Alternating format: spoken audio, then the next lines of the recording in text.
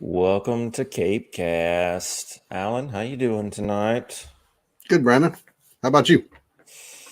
Pretty good, can't complain. Just, here once again, just yourself and I. No Ryan. It's nice. He just keeps coming up with excuses, man. Just keeps coming up with excuses. Yeah. Ryan missed CAPECAST last week. He missed CiNEMACHiNE. Missed CAPECAST again. This time, not an excuse from having a kid. It's some issues with their house that he has to remedy before he can have his own space to record again. So hopefully he'll get that under wraps sooner than later, and he can join us again because we miss him. Oh yeah. As much as I hate to say it, we miss him. Yeah, your week's been good. Oh yeah, been pretty good. Yeah, fairly uneventful, which is, I guess, a good thing. So yeah. True. Well, Alan, do you want to? I know I put you on the spot last week, but you want to give it another try? You want to? What's up, Dave? What's up, Dave? How's it going? How about try? you do I the can throw it start? up. Yeah, I you can throw it up. Okay. You want to do it at the end? I'll do the end. Let me listen Okay. to you. That way I can Well, make sure I'm doing it right. I'm just winging it as well. So there's no right way to do it, to speak. But yeah, anyway, to get rid of the formalities, we are CapeCast, and we are on the CineMachine network, so to speak. And you can find pretty much everything on CineMachinePod.com. Links to YouTube, Instagram, Twitter, Facebook, and we are on Patreon. And you can just search at CineMachine Pod, basically on all those platforms, and you'll be able to find us. CapeCast is going to be most active on the Twitter front. And yeah, CineMachine's mostly active on that Instagram. So got all that out of the way. Job, Brandon. But yeah, hopefully Ryan will be back soon and he can do all this. Yeah. So, yeah. But Alan is going to be manning the comments tonight. So Alan, I appreciate you doing that because it's just a lot to juggle, And I got you, man. I got you, dude. You're much appreciated. Mm-hmm.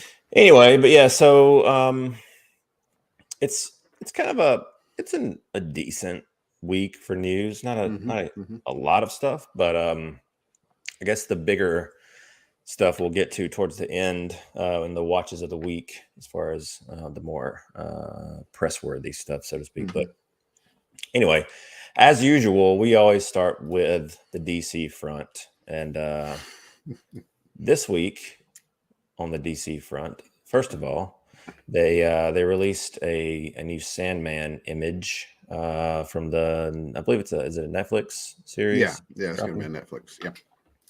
So now I think they've released maybe some cast character photos prior to this, and maybe another little teaser image. Maybe it was part of maybe it was one of those like Netflix sizzle reel things they released. I cannot remember, but this is a DC property. Now, it used to be, a Vertigo property or something? Yeah, it was Vertigo. Yeah. So hence why it is in the DC section of the show. But Alan, I know that Ryan is very excited for the Sandman. Yeah. What is your what's your gauge? What's your barometer on this show? Honestly, it's something I'm not all that familiar with. I didn't actually read a lot of the Vertigo stuff growing up. I was more of the mainstream, mainstay Trinity stuff, and Justice League for sure. But just gauging Ryan and Chris in our group text every now and then, it seems like it's going to be pretty good. So this would definitely be one to have Ryan here for, because I don't really know much about it. Yeah, I don't have a lot to go into it in terms of like I'm not super familiar with the character. I know that years and years ago, Joseph Gordon-Levitt was supposed to be making a movie, or maybe it was a series at the time. I don't know. I thought it was a movie. Yeah. But that kind of, got kicked down the road too long, and then now it is this iteration. I do like a lot of the cast. I don't know the lead that's playing Sandman, but is that what he is? The Sandman? Is that his name? Yeah. Okay. Yeah, we'll go. I don't know. I don't know what his like alternate ego or whatever. Alter ego.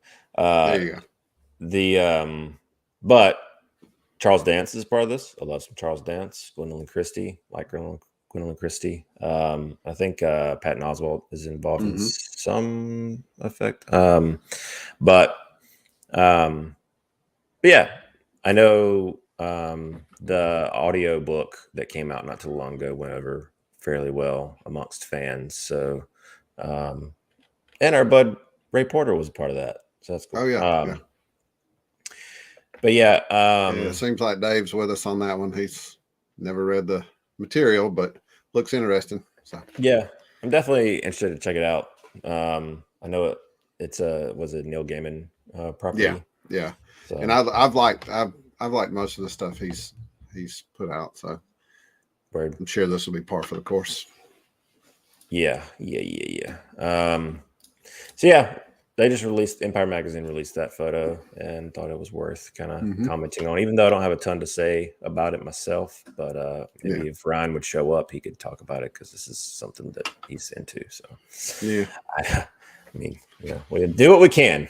Priorities, Now, how about I do have a few Peacemaker things on the dock, but since we are going to talk Peacemaker later on because you watched the finale, and I think everybody watched a scene from Peacemaker at a minimum.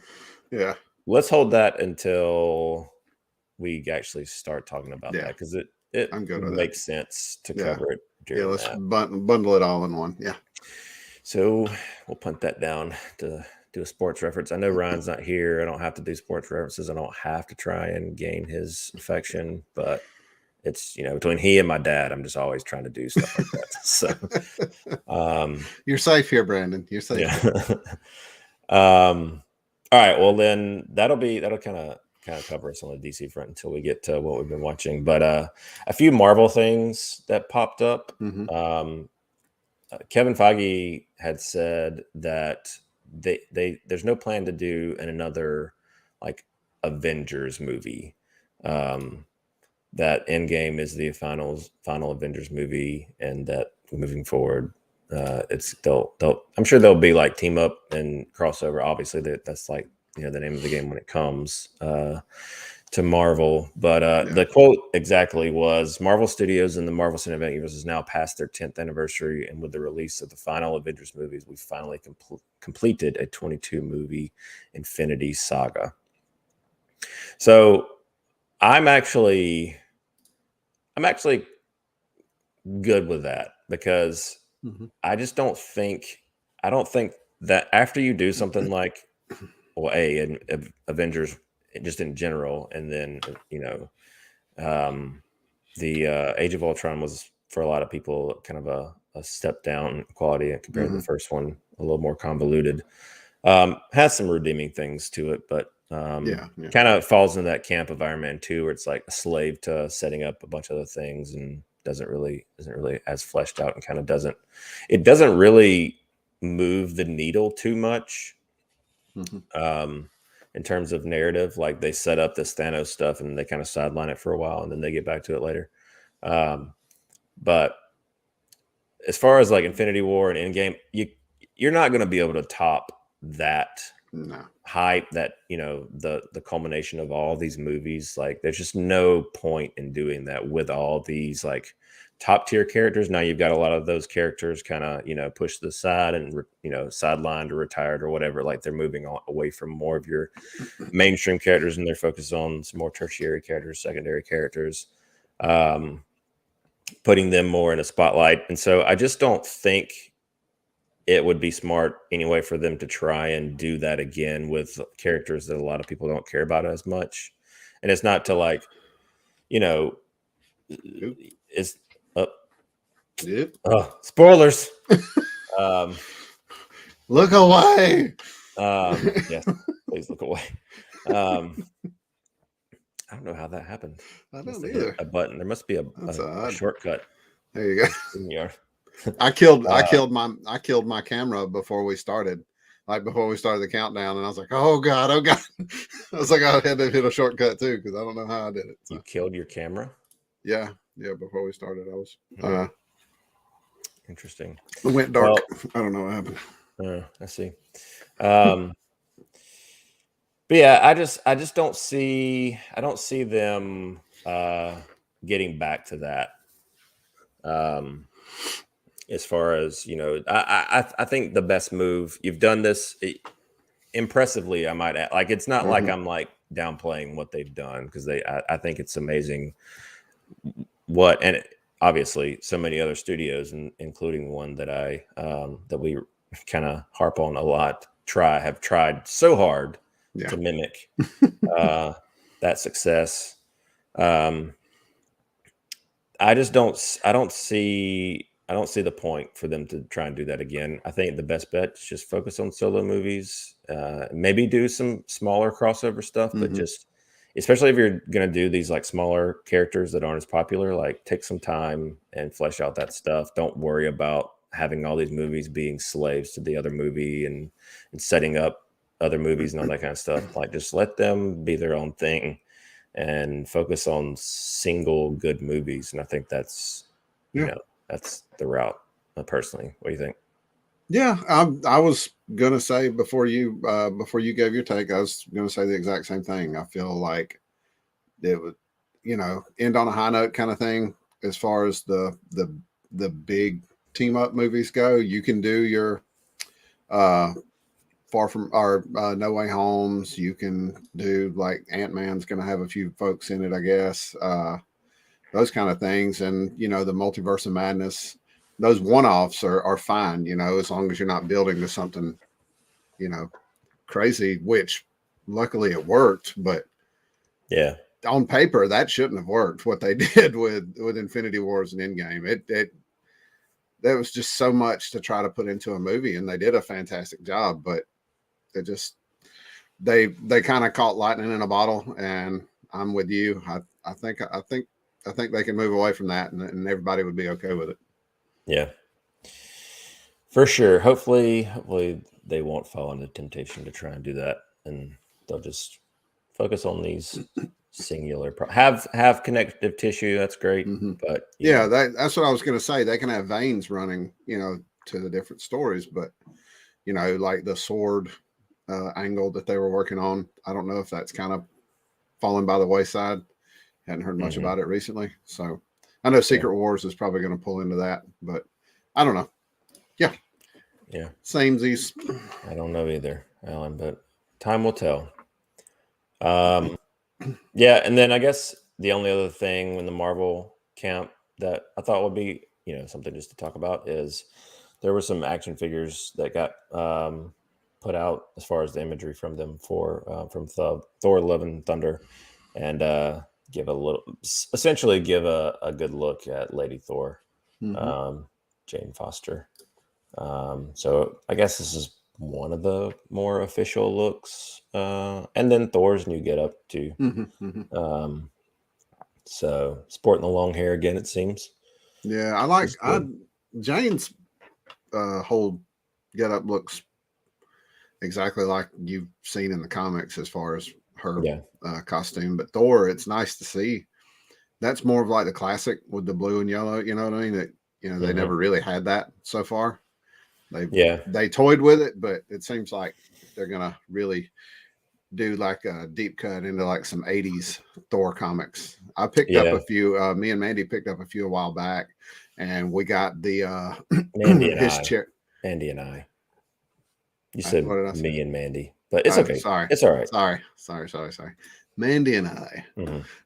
We picked up some, and one of the covers had the goats in the chariot, which we've seen the set photos of, and that same style costume. So I've had some. I don't know. I'm interested. It's piqued my curiosity for sure. I know that I know. I don't know. You know, you don't know. Which one is it? Ragnarok was great, but it's kind of like we talked about before. It's kind of like lightning in a bottle. I don't want them to push too hard on that. You know what I mean? Like it was. I really like that movie. I just, again, let's tap the brakes and not drive over the cliff. You know what I mean? Like, I like it as well, even though I have like personal problems with like consistency in terms of like I'm indifferent, I guess. Like I like the movie on its own. Like if I hadn't seen any other thing with Thor in it prior, I'm all good.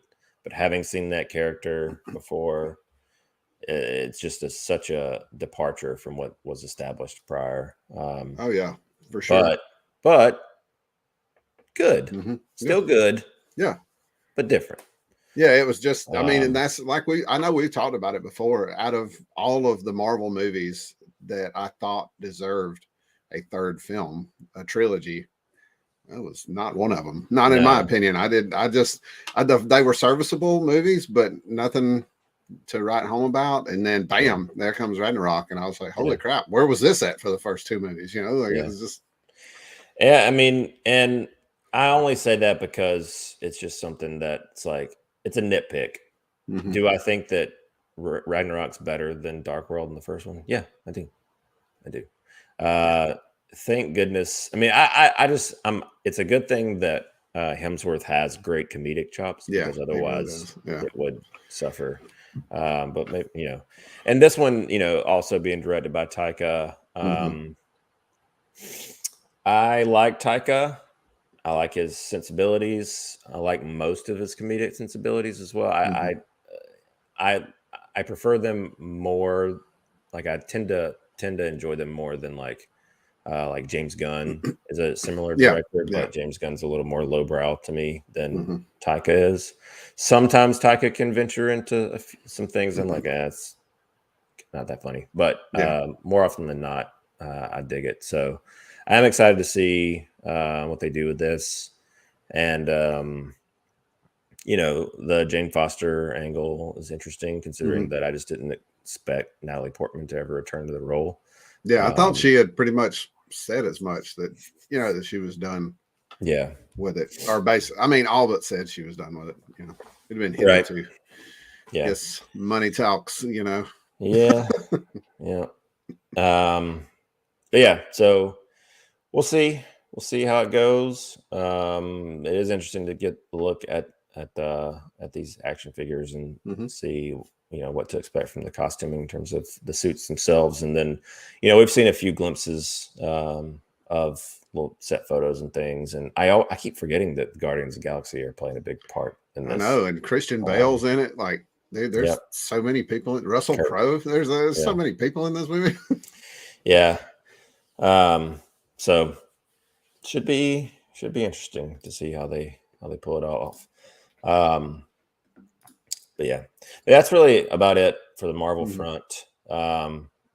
And I mean, and then, you know, there's a one little like tidbit with on the Star Wars end, which is that they're bringing back John Williams in some capacity to compose the Obi-Wan theme. I imagine he'll like probably come up with a theme, and then they'll have someone else like actually do the score. Like he'll kind of compose the theme because he's in his 90s now. And this is John Williams from Rise of Skywalker. I don't know if you ever caught that cameo, but there's in the behind the scenes making of feature they have on the Blu-ray, they talk about this sequence and how many little like there's like 20 or 30-ish Easter eggs behind him that have things to do with movies he's scored.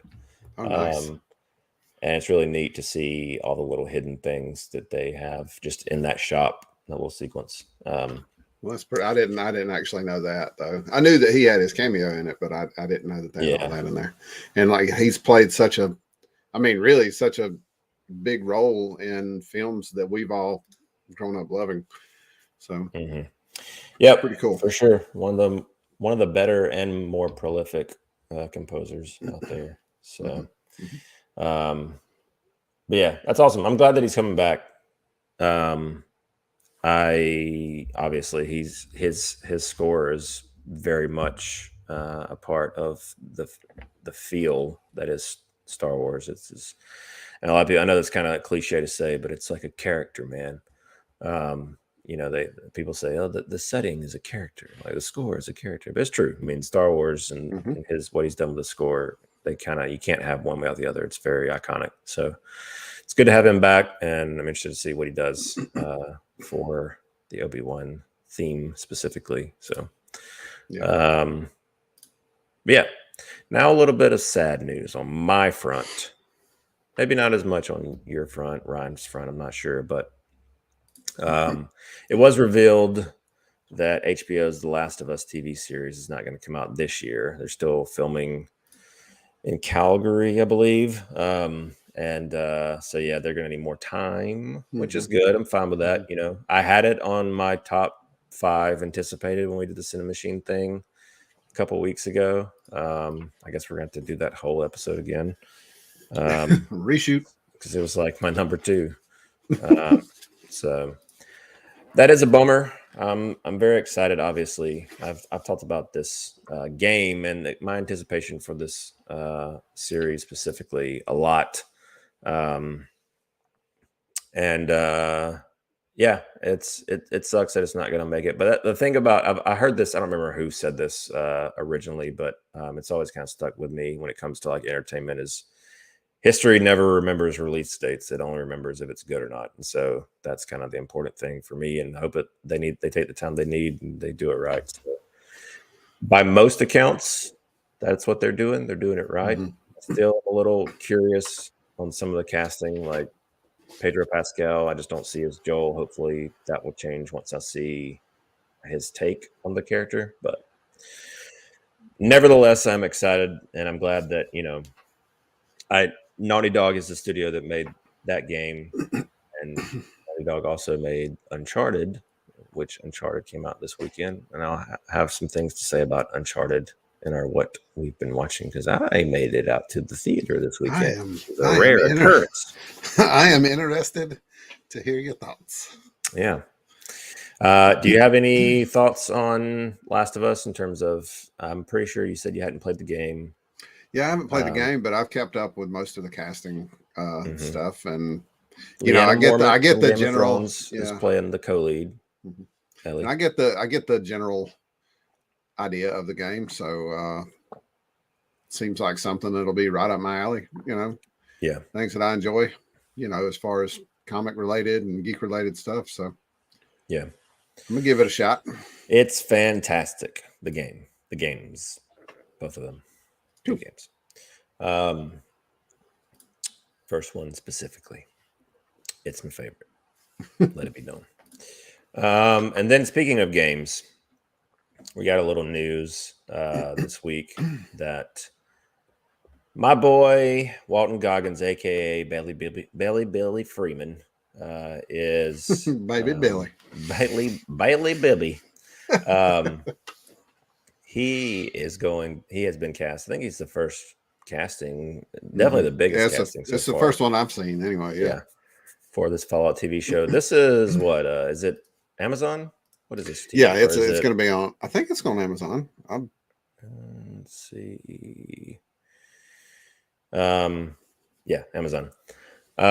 Did you play Fallout at all? Any of them? I did not. I just sent it to you because Walton was in it. Like that's the only reason I sent it to the group. I was like, "Ooh, look." We're big Walton Goggins stands, specifically when you utilize Walton Goggins for the Walton Goggins effect. Like, there's been things he's been in, like Ant-Man and the Wasp. He was underutilized. Yeah. I still don't know who he even worked for in that movie. Like his role made no sense in that film whatsoever. But anyway, I would agree. Example. Yeah. But Boyd Crowder is my go-to. I'd like Baby Billy as well, but Boyd is my go-to. Yeah, I mean, he's one of those that I just will show up for to watch because he's just entertaining. And what was he on? did you ever see American Ultra? Mm-mm. With Eisenberg and Stewart in it? He plays like a operative in that as well, and he's freaking amazing, dude. Oh, he's so good in that movie. Yeah, I mean, when he's like, when you pair him specifically with like, for me, with like Danny McBride, any like, you know, obviously Ratchet Gemstones right now, but Vice Principals is great. Yeah. And then everything he's done with Tarantino he's been fantastic in. So I'm excited for this based on his involvement. I played Fallout 3 a good bit. Didn't really play any of the other games. But I mean, I the I kind of like the was it the nuclear family type setting that they have, like the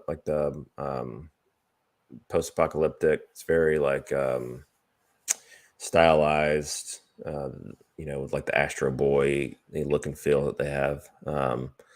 But yeah, I'm not as not like I am with Last of Us in terms of a series that I adore. Like I enjoyed the one game I played, but I am more interested now than I was just with this involvement. So be interesting to see how that progresses and what kind of talent they're going to bring in, not just on, you know, that'll be on screen, but also behind the camera. So you're going to actually be involved. So yeah, we'll see how that goes. And then speaking of shows with helmeted characters,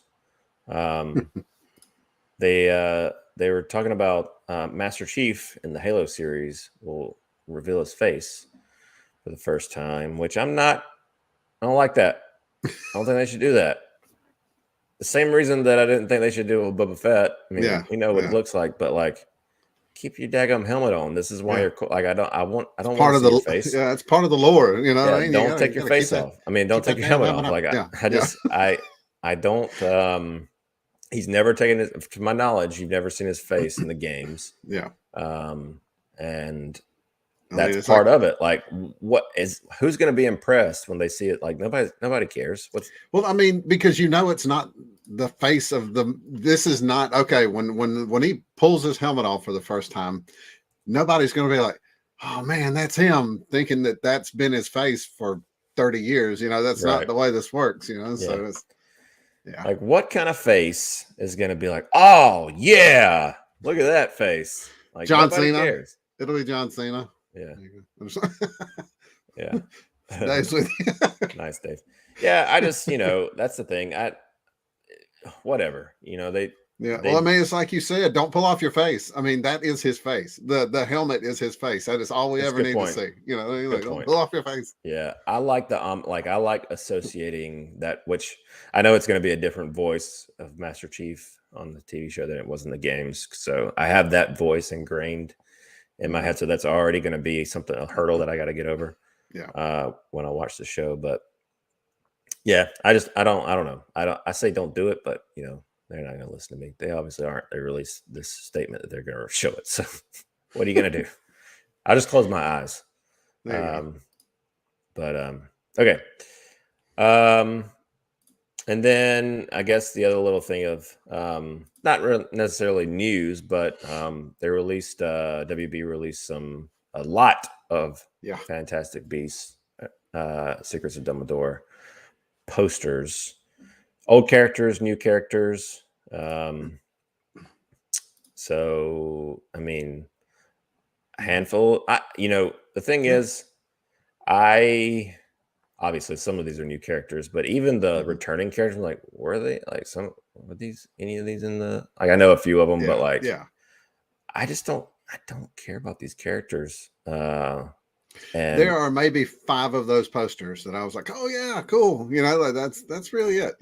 You could take these posters and the Lord of the Rings like waistline posters and put them together and make some really funny stuff out of them. I do believe that's what's funny is Lord of the Rings released all those posters, probably about the same amount as this. Yeah. These, but like these are they're mostly just boring, especially towards the end here. These characters, sorry, they just look like normal people. Like I don't get any kind of like Potter vibes from a lot of them unless they have a wand they're holding up. Like there you go. Beasts of Harry. Yeah, Beasts. yeah, it is. Yes, it is.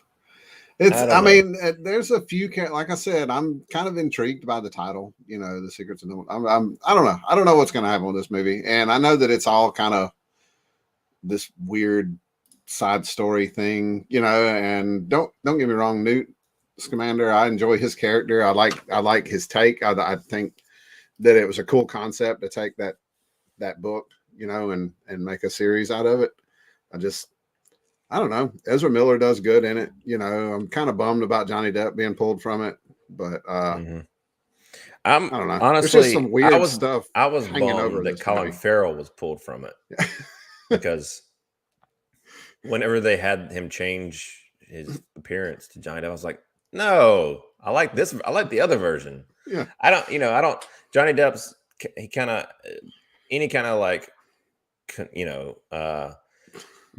drama aside, whatever you however you stand, not even talking about that. Like lately, he's just been he's phoning it in, Johnny Depp and everything, you know. And he's Jack Sparrow and everything that he does now. Essentially, and I would just have rather.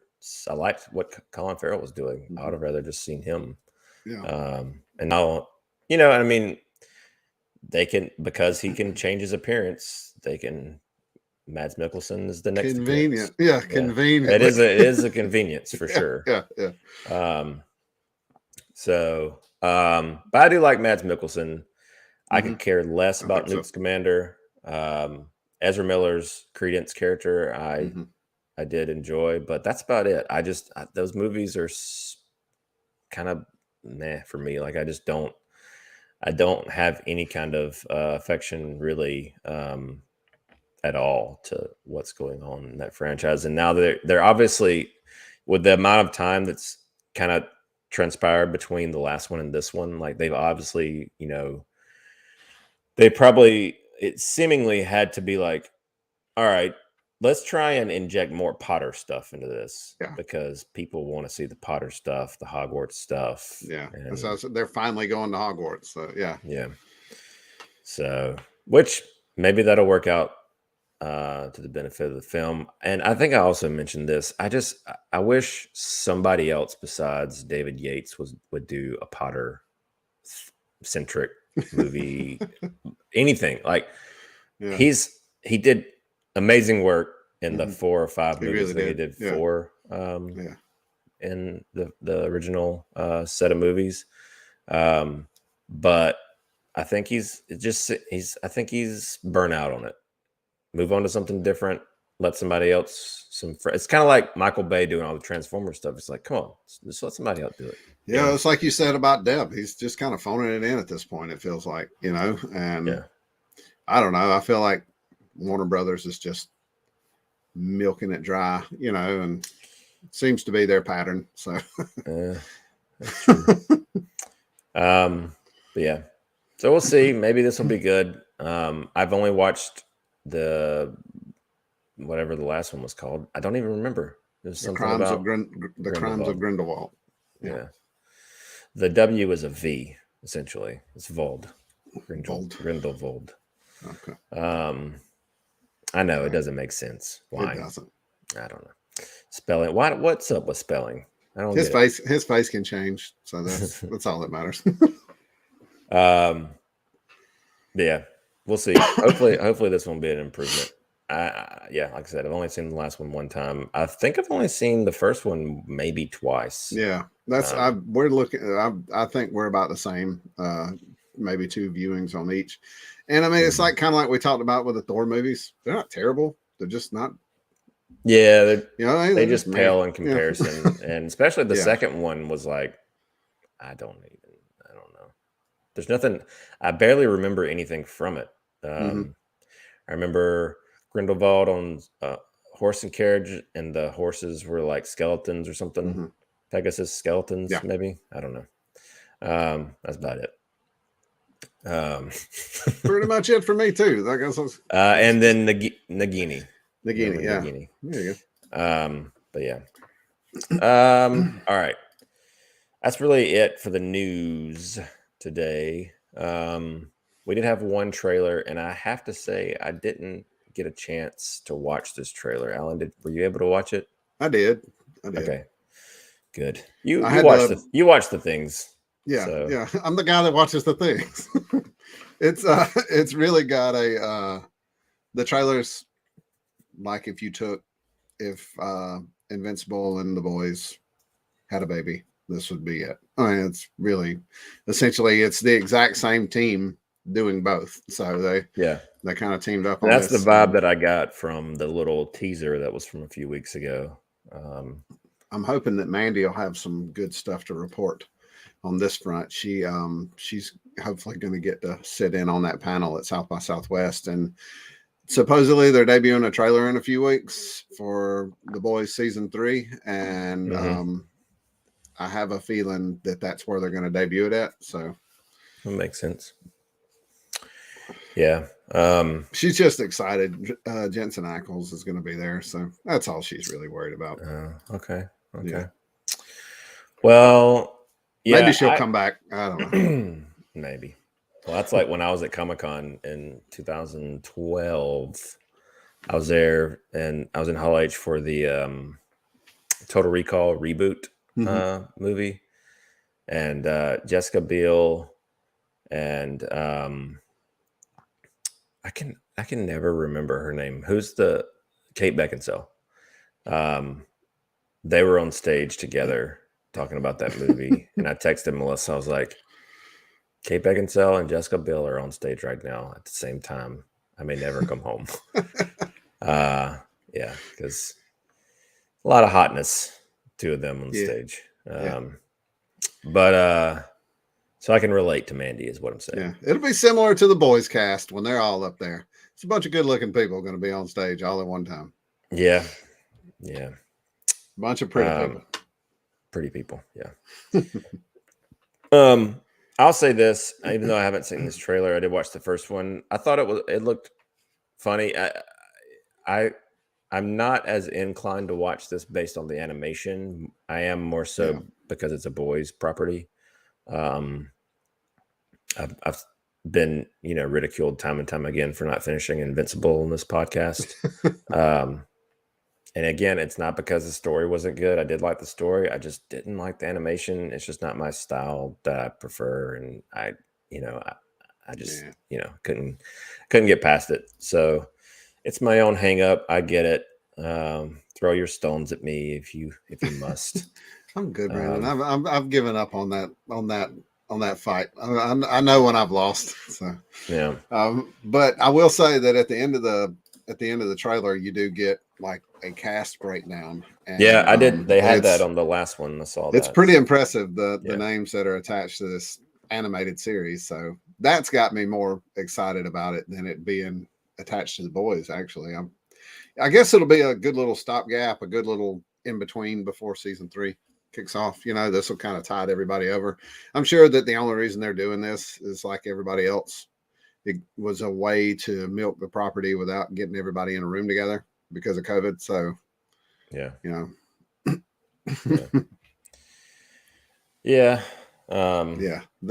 hotties. Faux show. He knows. Dave knows.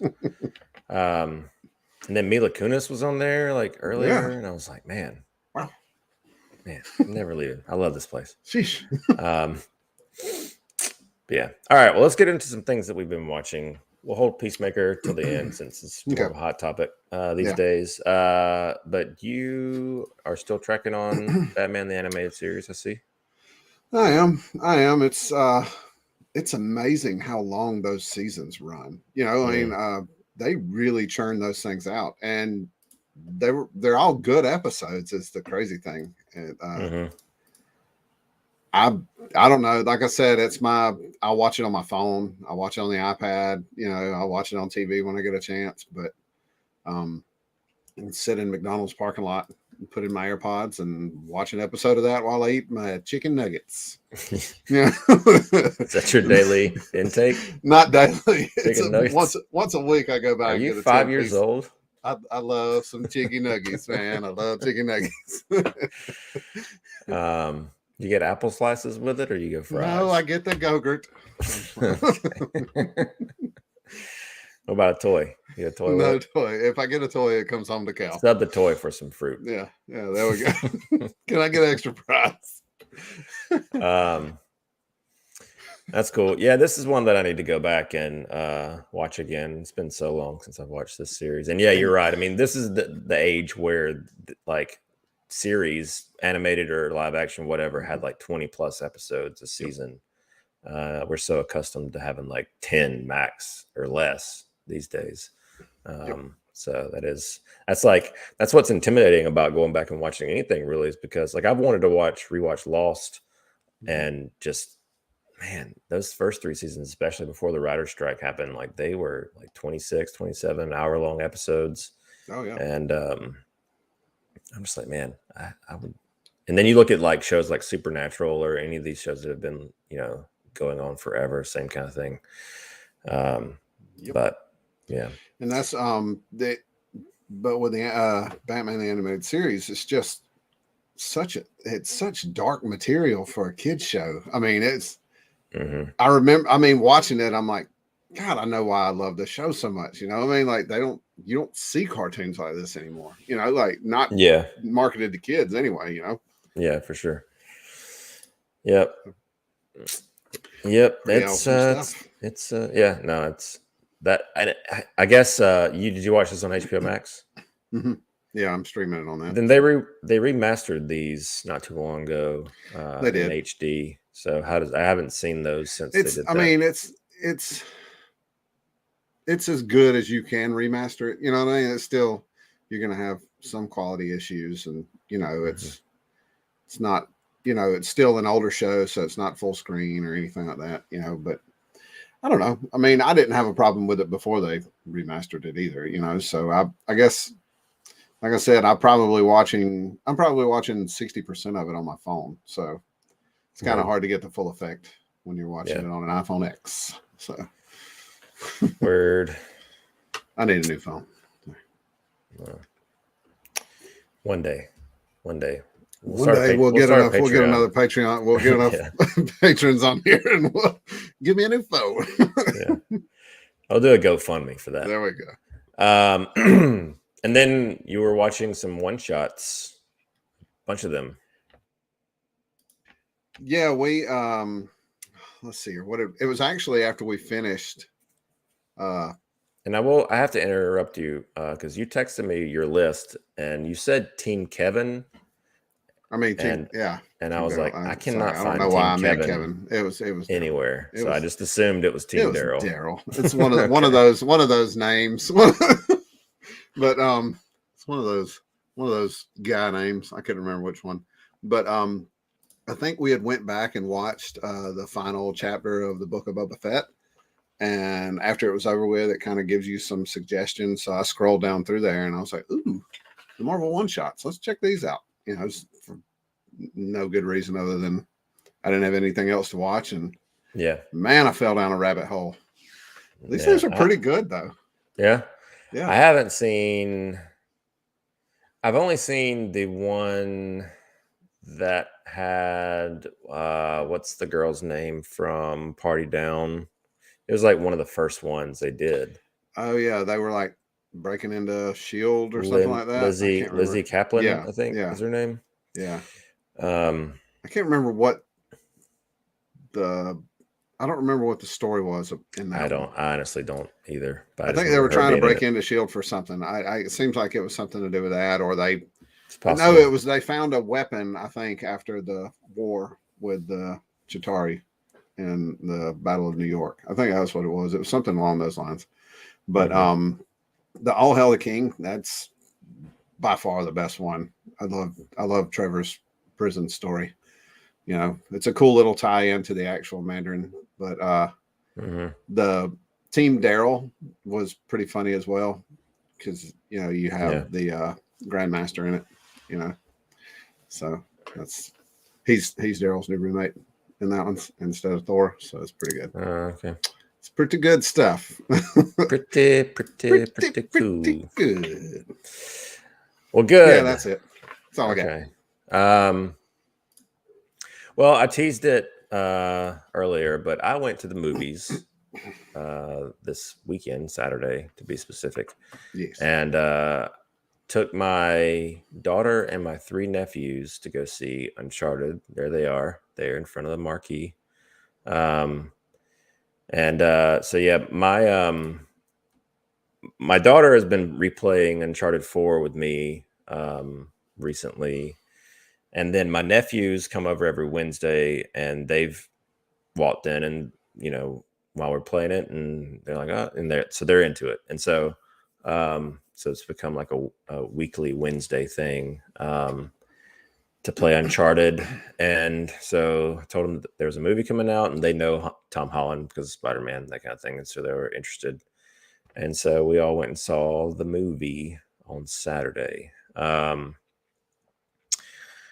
So I will say that overall I enjoyed this movie. I think that it's a serviceable, fun action movie. I think it has some interesting homages to the Uncharted franchise. I think they take their liberties for sure. Definitely with Sully's casting with Mark Wahlberg. I don't understand why, because years ago, I think I've talked about this as well, so you just have to forgive me for repeating this, but years and years ago, Wahlberg was hired to play Nathan Drake, who here is played by Tom Holland, and that David O. Russell was going to direct, Robert De Niro was going to be Sully, and that made sense. That not necessarily, still not the Mark Wahlberg part, but more believable than him playing Sully. Yeah. Directors changed hands multiple times, and then they're like, "All right, you just play Sully. You're getting old now. We'll hire somebody else to play Drake." And so that's how he stayed on. I'm sure his production company had been involved, and it was probably just something he was like, "Oh, well, I still want to be involved." And so honestly, he should have known that he wasn't right for this part, and he phones it in so hard in this movie. It's really? I'm not the big I like Wahlberg. Okay, I'm not his biggest champion, but there's a few things that I enjoy him in. But this is not one of them. Especially his action sequences. They're just he just did not put in the work for these action sequences. Holland, on the other hand, did, and he does a lot of his stunts. He's known for doing that. Yeah. So I mean, in all his hand-to-hand stuff, I thought all that stuff was great. There's some pretty, inventive sequences. Obviously, you've probably seen the airplane hangar with all the cargo boxes. That again, talk about taking liberties like that. That's a scene from the third game that has nothing to do. It's over the Sahara Desert. This is in a different location. It's a completely different scenario. So, and a lot of the one of the characters is seemingly a kind of a hodgepodge of a character that's in the new game, but then they invented this new character that they loosely based on this other character. And then you have some returning faces that pop in. I don't want to get too spoiler or anything, but they take some sequences from some games and modify them and just present it as its own thing. So it's not like a continuation or a prequel or anything like that. It's just an adaptation. And so I honestly I wish I would have preferred them cast somebody else as Sully. I would have had a lot better. I would have had a better time believing the character as that character than Mark Wahlberg just being Mark Wahlberg, because that's what he's doing. But to such a phone, it's like Bruce Willis level phoned in extent in this movie. And it's a shame because everybody else showed up and he just didn't. So But like I said, still some cool stuff. I love the globetrotting kind of that those types of movies. Yeah. And this is obvious. Like Uncharted is kind of as far as a video game, it's it's kind of taking inspiration from Indiana Jones and Tomb Raider and that kind of thing. And it definitely has that vibe as far as the movie itself. It's as far the directing, I would say, is a lot better than I can't remember the guy's name, but he's the guy that did the first Venom movie, Zombieland, first Zombieland, and Double Tap Zombieland, and possibly a third one if they decide to go with it. Maybe. Well, he didn't do the second one. He didn't do the second Venom. I was talking about Zombieland. Zombieland. Yeah. Third one. Gotcha. This is better than Venom for me, directing wise. Okay. And it made a good bit of money. Yeah, that's what I was going to say.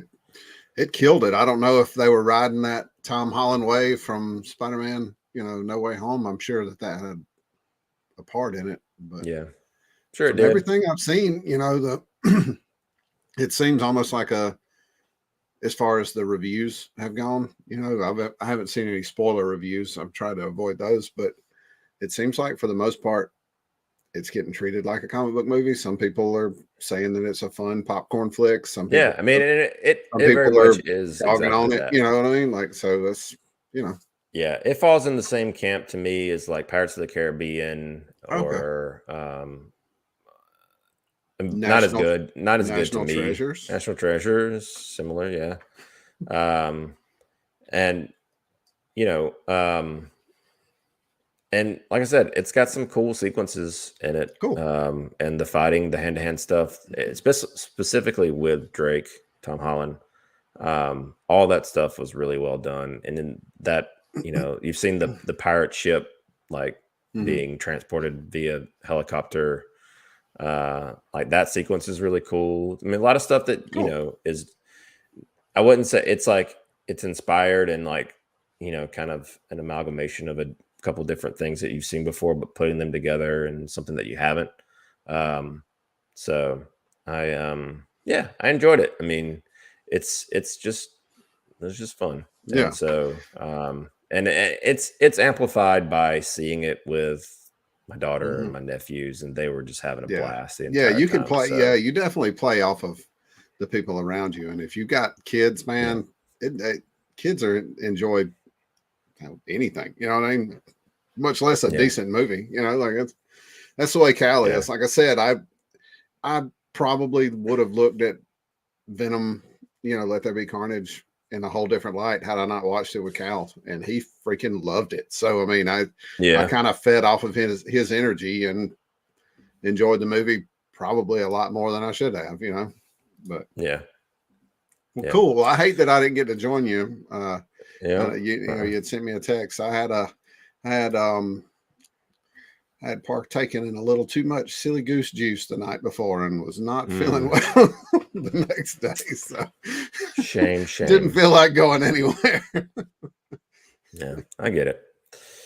Well, you were missed, but I was in your neck of the woods, so I know. Missed opportunity on your part.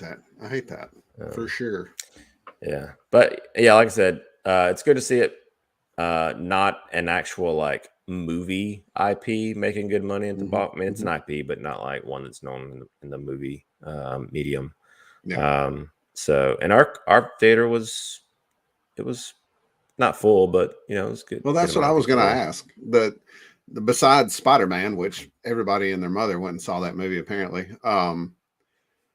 We had went and seen Ghostbusters Afterlife, and there were 2 other families in the theater, and I'm talking like 3-person families. So I mean, it was nobody, and I thought it would have been packed out. So that's what I was going to ask how it was. Yeah. I mean, it wasn't packed, but it was a good crowd. So cool.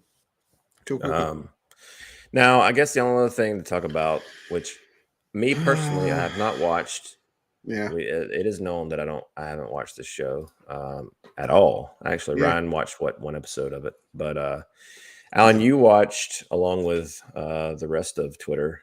You watched Peacemaker, the finale. I did. Last week. And your thoughts, please let me know. Well, again, I'm not, going to try to talk you into watching it or anything because I know better than that. But it was honestly, it was a really good finale. There were parts of the cameo that I'm sure we'll be talking about shortly that I was disappointed in. There were parts of it that I really didn't mind. The show on a whole, they basically, this episode, they're, spoilers, they're going after this creature that this cow that the butterflies feed off of, and if they kill the cow, they kill the butterflies, kind of thing. And you have kind of have Peacemaker and Hardcore and Vigilante taking on a whole army of mindless alien zombies, I guess you'd say. They're not really mindless. These aliens take over your mind and control your body. But that scene, the fight scene, was freaking awesome, man. I mean, it really was. And Gunn has never had that's one thing he's always kind of hit a home run with, is some of the action sequences in his stuff. And are you talking about the like hand-to-hand dismemberment? Yes. Well, not just that, the choreography side of things. Like, I mean, the little things, like Vigilante as a character is very similar to Bloodsport, Deadshot, Peacemaker, where he can pretty much do anything. He can use any weapon, blah blah blah, the drill. But he gets shot in the back, and something bit me. When he's falling, I mean, it's similar to that. When he's falling, he said, "Oh God!" And when he's falling, there's a guy like, there's no way he sees him, but I don't know if he hears him or what, but he just grabs a knife and just chucks it, and you see that guy pop and fall over dead. Like it. There were things about that whole scene that were fun. I mean, it was a fun episode, and it was a good way to end it. And I know that some of our CAPECAST crew might not like certain aspects of it, but the world has decided that show is a hit, so it's going to keep going. Whether and I mean, it is what it is. It for the most part, it's been more positive than it has negative. I mean, you've had some, especially on Twitter, you might have had some of the like Snyder loyalists that don't want anything but his stuff, that have really dogged on it. But most of the neutral folks have been, I mean, and don't get me wrong, I had my issues as far as some of the cameo stuff goes at the end. But Brad, screw you, Brad. I'm not liking that guy. But oh, Brad. Yeah, Brad has made enemies he does not want. That's all. No, I'm just playing. He's I'm sure if I were floating around in that suit pretending to be Superman, dude, I'd be talking about it too. You know what I mean? Like, you wouldn't be able to stop me. He's loving that attention. God, he's gotten. I mean, but anyway, so as far as my take on the whole cameo stuff, I know you watched like a bottleneck version of it where you saw that clip and that clip alone. I watched I scrubbed through the episode just to kind of see it instead of just seeing it from somebody filming it on their TV. And I can't really sit here and judge it based on contextual things that happen in the show and any kind of payoffs that it might have been for, because I hear people that enjoyed it, say that they set this up. Peacemaker's been hinting at this. He's been talking crap about them, a lot in the show, and I will say that at no point during the show did they try to make him into a hero. And I told Mandy, we were talking about it. She didn't watch it with me either. She just didn't like the character, kind of like you, kind of the same camp you're in. If you're going to do a show about somebody, why would it have been this guy? But I guess the way that they they approached his story in this was, honest to God, it was similar to Wreck-It Ralph. You know, just because you're a bad guy doesn't mean you are a bad guy. You know what I mean? Like he's like he it's good impersonation. They humanized him, but he was still a dick all through the show. You know what I mean? Like they never tried to make him into anything that he wasn't. So the whole, you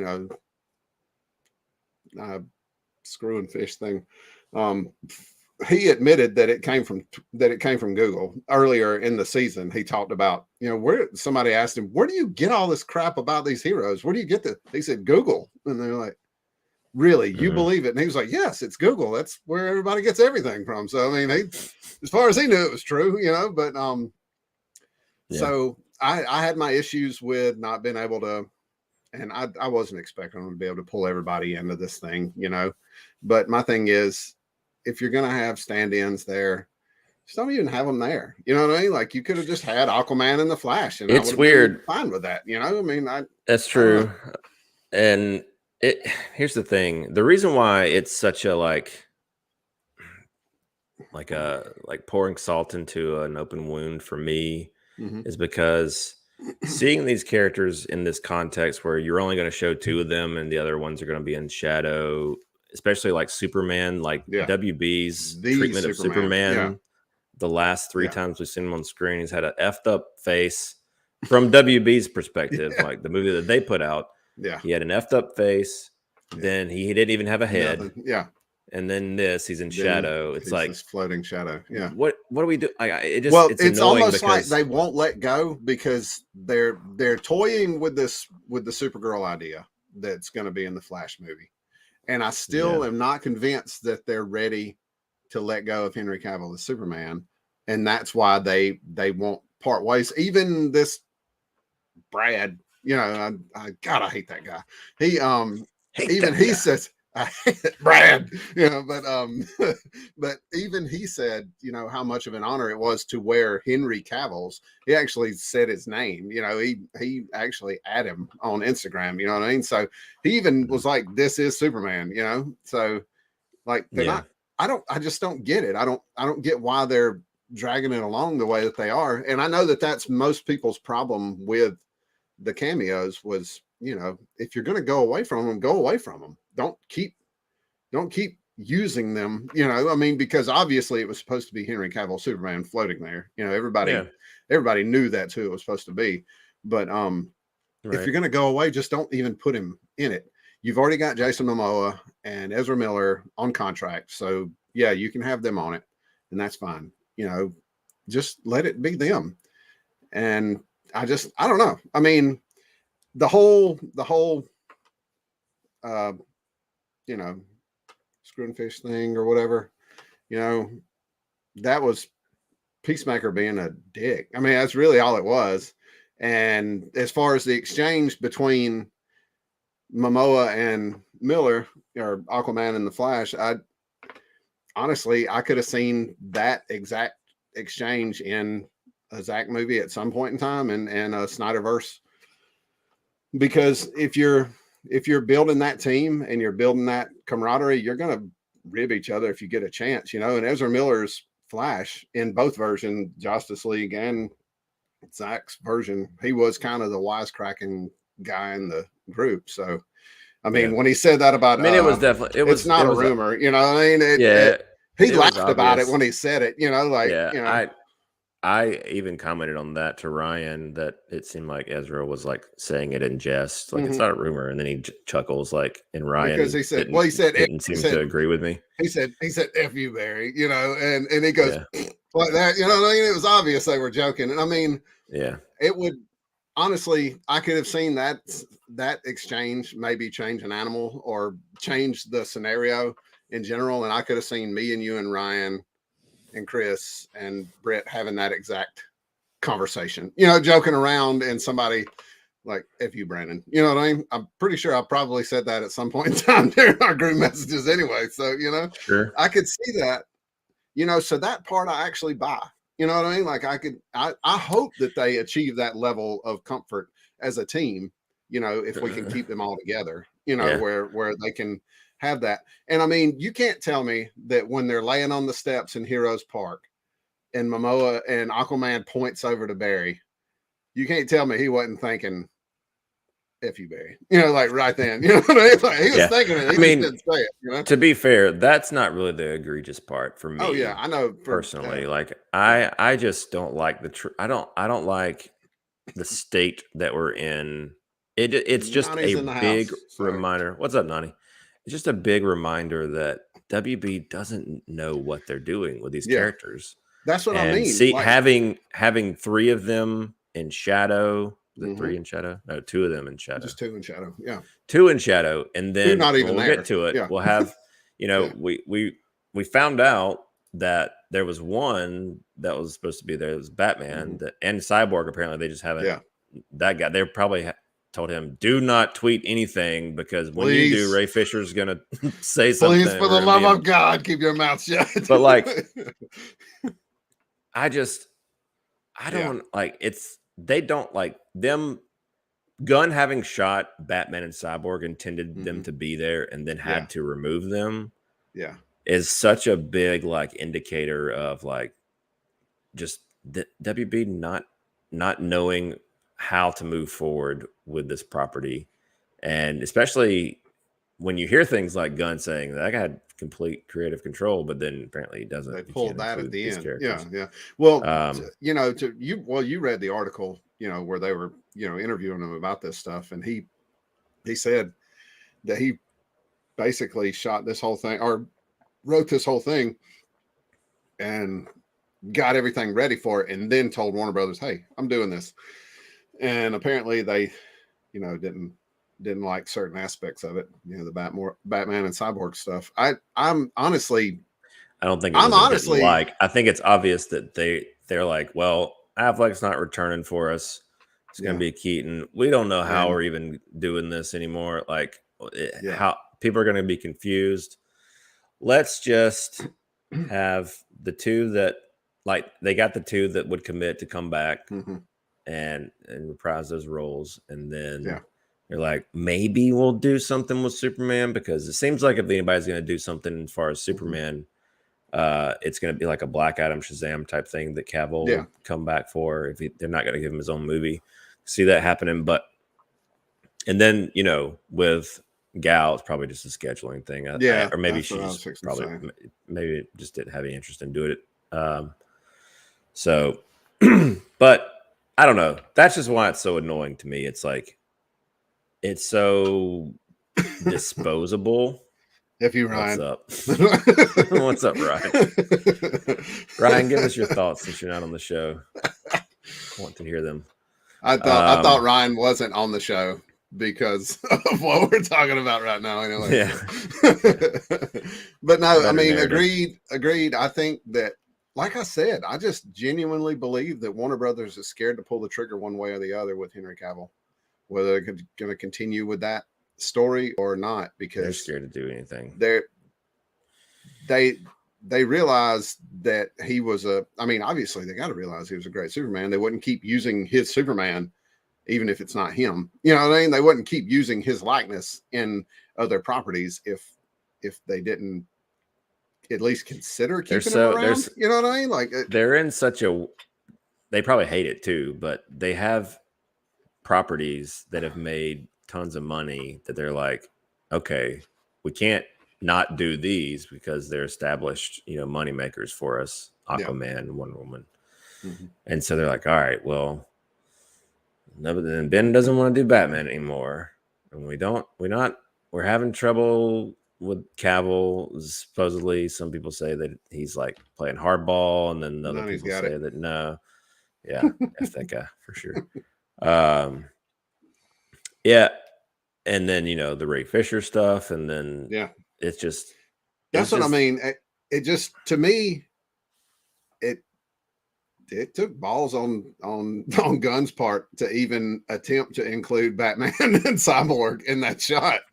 I mean, because obviously he had to have been aware at least of the Ray Fisher stuff, and Ray's like basically already said he's not doing anything unless he gets his apologies, and so that's kind of dead in the water. So I mean, it took balls for him to even attempt to put Cyborg in that shot. You know what I mean? Like, maybe he wanted to see how far he could push Warner Brothers. I don't know. You know, like, I mean, I watched every single episode of Peacemaker. He pushed the hell out of Warner Brothers on a lot of stuff this year, and they let him get away with it. So maybe he just thought they could let him have it. You know, I told this was a while ago, but I told Ryan that I wish Walter Hamada was on Cameo so we could pay him to issue an apology to Ray Fisher, and we can move on with our lives. Let's get this going. Let's get this going.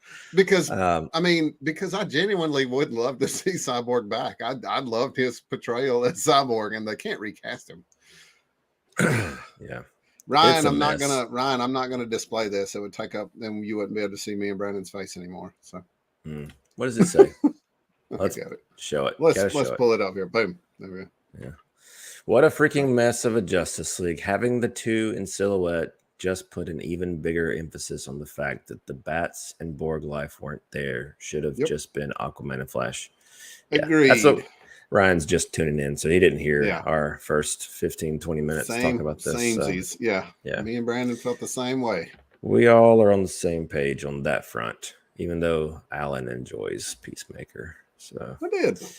Nani's with me. Nani's with me, and even though she hates Brad, you know, she enjoyed the show. I don't think Brad's going to be very popular on this program. I'm interested to see the next angle that he has of him in that suit. I know. I mean, he's got thousands loaded onto a photo album. He's just ready to bust them out at any moment. You know, he's using that line in bars. Hey, check it out. I'm Superman. Yeah. Ryan's gonna love this. I think Film Junkie was talking about this the other day, but if you look at this picture, that S, the little like crest at the bottom of the S, isn't centered with the abdomen. Yeah, it's like stuck on there. Yeah, I had never noticed it before. Apparently it's like that in Justice League too. What a terrible company. Can't even do their suits right. Ugh. Man, oh man. Yeah, the Latin music video. Yeah, there you go. But anyway, well, anything else you want to say about Peacemaker? No, I'm Are glad you excited for a second season? I am. I really am. I enjoyed it. Here's the thing about that, really Alan. They put out this thing about it being the most watched, whatever, yada yada yada. But have yet to put anything about Snyder Cut. I know. That only means one thing. It was a great success. They just don't want to talk about it. I mean, we've kind of known that. And we're never gonna get those numbers. I mean, you know, it. And I mean, I'm not saying that Peacemaker's finale, you know, viewing 24-hour viewing. I'm not saying it wasn't the best thing that HBO Max has ever put out. It could have beat Zack Snyder's Justice League, but we don't know that. You know what I mean? Like we won't ever get those numbers to know whether that was true or not. You know. Yeah. But on a whole, the show itself was pretty good. I mean, it really was. You know, it was like I said. Like I've said every single episode. I've said it was as good as the Suicide Squad was. You know, it really was.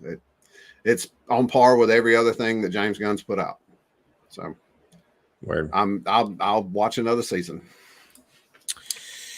Well, that's great, Alan. I'm glad you enjoyed it. It doesn't mean anybody that enjoyed it. Okay? It doesn't mean that I'm not. It doesn't mean that I'm not pissed off about Zach not getting his stuff. Don't be questioning. Don't be pulling my Snyder fan card here. I'm not. I would never do that. But Ryan is so behind in the conversation. We'll forgive you because you weren't here. We talked about all that. Yeah. No, we right. like maybe you should come on the show sometime, Ryan. Yeah, I mean, we'd love to have you. Yeah. Well, all right. Well, we can move on to that. There's no need in continuing for on my end to kick a dead horse. I mean, and I kind of, like I said, I wasn't going to defend the show, but you know, I could see, like I said, I could see that exchange in a Zach directed film, the Flash and Aquaman exchange. Yeah, the camaraderie there was obvious. So I actually like that part that they appear to have reached a that they appear to have reached a friendship level in the team. You know what would have been cooler like though? It would have been a lot cooler for us to see that happening. That time, that progression of time, instead of like it popping up in this throwaway cameo. I would love to just see another movie with the two of them. See that relationship. Apparently, some people are reporting that Wonder Woman and Aquaman will both be in The Flash. So maybe we'll see a little bit of it. Who's not going to be in The Flash? Henry Cavill.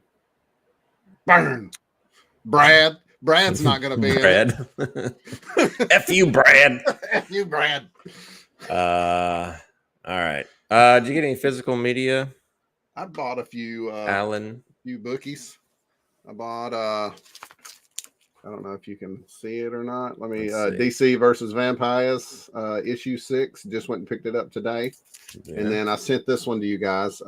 King Shark, issue 6. I bought that one for Cal. Cal has that whole run. It was only like a little 6-issue miniseries. It was the Suicide Squad presents King Shark. It was kind of a whole little line on, his dad and his origins, like a little better origin story on him, I guess. But gotcha. The DC versus Vampires is a pretty fun little run. Some weird action going on in that, but I'm enjoying it. Nice. Cool. I just got this. I got Captain America. Where's the light? There's too far back. Captain America: First Avenger. The reason why is for whatever reason I don't own this one on physical, and it's not that I don't like it. I do like that movie. I just had never bought it on physical, and I mentioned that we're doing like a rewatch for me, and then first time viewing with my daughter. But yeah, I had some Disney movie rewards points, and that one was on there, and I was like, heck yeah, I'm just gonna go ahead and order this. 1,100 points. I think I've said it before. The Captain America movies, that trilogy, they're like some of my favorites. Like I enjoy them. It's movies. The strongest trilogy. In my opinion, as far as I like the whole Tom Clancy political thriller stuff that they had going on. I liked it better than most of the Marvel stuff. Yeah, no doubt. Joe Johnston directed this one. It's got a very classy feel to it, and I enjoy. And it's been a while since I've seen it, but I remember just really enjoying pretty much everything. The Red Skull stuff, Tommy Lee Jones, and seeing just establishing Steve Rogers as this go-getter. Character. I love the grenade scene. I've always loved that scene. Oh yeah. That's the most Captain America scene out of anything that he shot as Captain America. That was it. Yeah, pretty great. But yeah, I'm excited to return to it when we get there. I think we got to do Iron Man 2 and Thor before we can watch that one. I actually watched Captain America: First Avenger with Britt, believe it or not. Oh, in theaters. Sweet. First time in Savannah. No, not Savannah. St. Simons.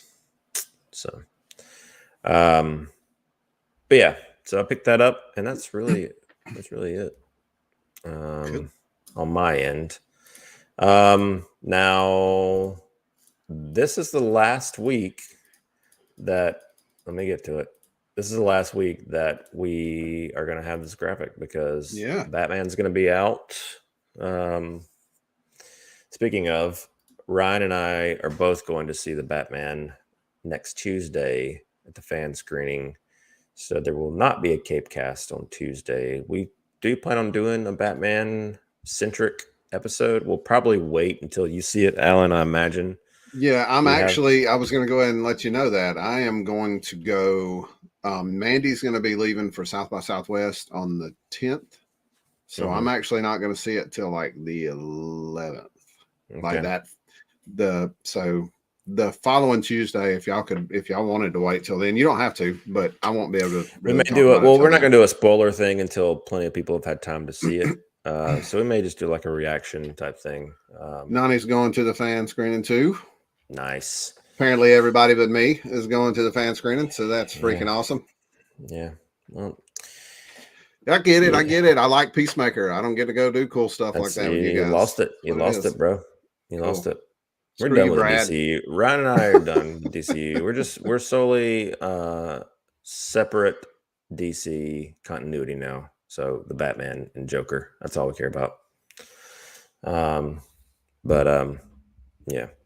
No, I was lucky enough to get 4 tickets to IMAX in Buford. I told Ryan, and I knew Katie would want to see it. So I was like, well, let's just do a double date night. And so I didn't open it up to anyone else since I only had 4. Nice.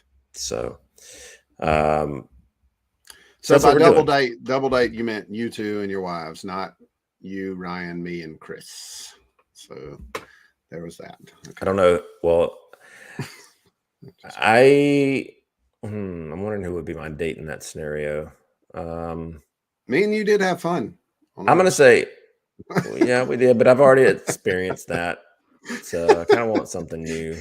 And I think Chris would be a good date because he's shorter than me. And yeah, you always want to have that. You always want to have that. Yeah. So I'm going to say Chris. Ryan could keep me warm, those big muscular arms, There you go. So it'll work out. Yeah. Oh, well, but you guys are taking your wives. Way to ruin the moment. Yeah. So yeah, we'll figure out something. We may do a little I don't know if it'll be live, but we may at least put out something Wednesday, kind of doing an initial thoughts type, thing. So. And I don't mind sitting in on stuff anyway, but I don't, as far as I might have to miss the following CAPECAST until I go see it with the boys. So. Yeah, well, I doubt we'd get into anything spoilery until because it's theatrical only. I would like to give a little bit of time for that. So, but yeah. So then after that, I'll just make a new graphic, and I think we mentioned last week, was it Thor that pops into that slot? Yeah, I think Thor will fill it. So, comic book movies, they keep coming out. That's right. We'll keep talking about them, like it or not. Brad. Yeah, like it or not. Screw you, Brad. All right. Well, I think that's all we got tonight. Right. Appreciate everybody tuning in. If you're watching live and commenting, it's always good to have a little bit of a conversation going on with you guys. So thanks, Alan, for kind of monitoring that, taking care of it for me. I enjoyed it. Now is your time, Alan. Tell people where they can find us. Well, you can find us on Twitter at CAPECAST Show, CiNEMACHiNE.com. You can also find us on YouTube, which is our preferred podcast provider. It's our only one. Yeah. You can also find us on Twitter, Facebook, and Instagram, all at CiNEMACHiNE. And you can also hop on to the Patreon account at CiNEMACHiNE Pod. There you go. You nailed it, bro. Thank you. Nailed it. I'm getting there. That's perfect. Yeah. Well, like I said, for long, you're just going to have this show. We're going to give it to you because you're the only one that watches the things that people put out when it comes to comic book movies. So Ryan and I are just too salty. I'm the guy that watches the things. That's it. Yeah. Good or bad. I'm the guy that watches. You're going to be golden. So I believe in you. Well, once again, appreciate you tuning in, everyone. And I guess we'll see you this Thursday on CiNEMAChine. And at some point, we'll see you, if not live, in some form next week for some Batman talk, spoiler free. And until then, we'll see you next time. Screw you, Brian. Screw you, Brad.